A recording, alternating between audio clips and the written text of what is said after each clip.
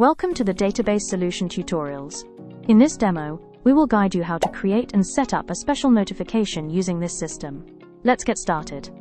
First, choose the table you'll be working with, and then head to the Configuration section. After that, go to the Notification tab.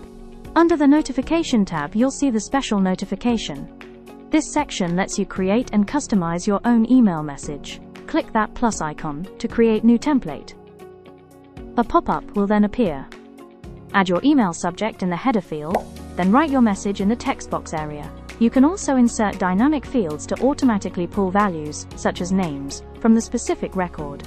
Just choose the fields you want to pull, and click Add, and it will reflect in the text area.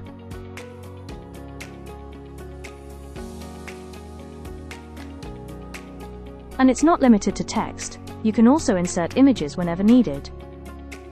After that, proceed to next step. This Add Recipient section lets you choose who gets the notification. Specific User lets you manually select someone.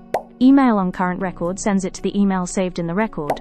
User who created the record notifies the creator, and user who last edited the record sends it to the last editor. This drop-down lets you choose an existing user account to receive the notification. Finally, this step controls when the notification should be sent.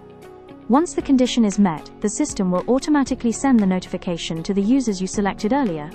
Select the field, choose an operator, enter the value, and click Save. Now, after adding it, the template will automatically appear in this section.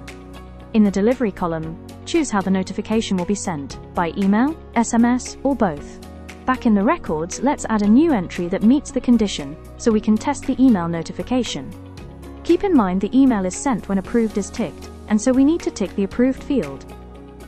After you have saved your record, open your email inbox. Since we ticked the approved button and the condition was met, the system sent us an email notification exactly based on the template we created. And that's it.